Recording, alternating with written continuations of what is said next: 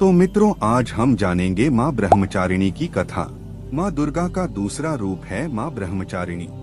उनके नाम का अर्थ है ब्रह्मा अर्थात तपस्या और ज्ञान, तथा चारिणी अर्थात उसका आचरण करने वाली। इस रूप में माँ साधना और संयम की देवी मानी जाती हैं।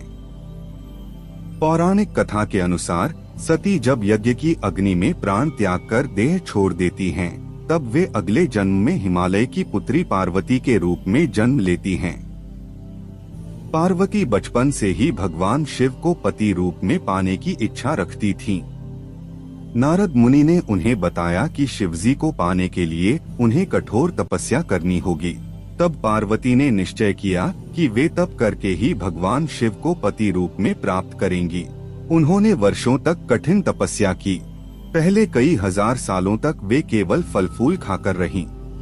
फिर कई हजार साल केवल सूखे पत्ते खाकर गुजारे। इसके बाद उन्होंने पत्तों तक का त्याग कर दिया और केवल कंकड़ पत्थर और हवा पर जीवन बिताया। अंत में उन्होंने जल और अन्न तक त्याग दिया और कठोर योग में लीन हो गईं। उनकी इस कठिन साधना से तीनों लोक हिल उठे। देवगण और ऋषिगण उनके तप से चकित रह गए। पार्वती की इस महान तपस्या और ब्रह्मचर्य के कारण वे ब्रह्मचारिणी कहलाईं। उनकी तपस्या और समर्पण से प्रसन्न होकर अंततः भगवान शिव प्रकट हुए और उन्हें अपनी अर्धांगिनी के रूप में स्वीकार किया। यही कारण है कि माँ ब्रह्मचारिणी को भक्ति और साधना का सर्वोच्च प्रतीक माना जाता है। माँ ब्रह्मचारिणी साध्वी के वेश में होती हैं।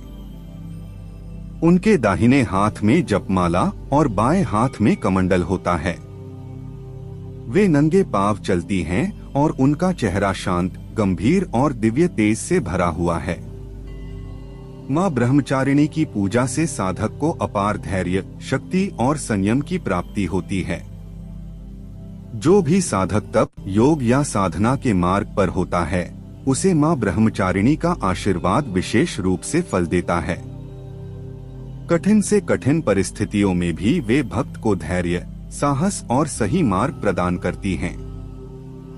माँ ब्रह्मचारिणी की कथा हमें सिखाती है कि जीवन में सच्चा लक्ष्य पाने के लिए तप, संयम और निष्ठा सबसे बड़े साधन हैं। भक्ति और विश्वास से कोई भी लक्ष्य असंभव नहीं होता। हमारे इस सीरीज में जुड़े रहने के लिए चैनल को सब्सक्राइब करें और वीडियो को लाइक करें और कमेंट में माता रानी का नाम लिखें।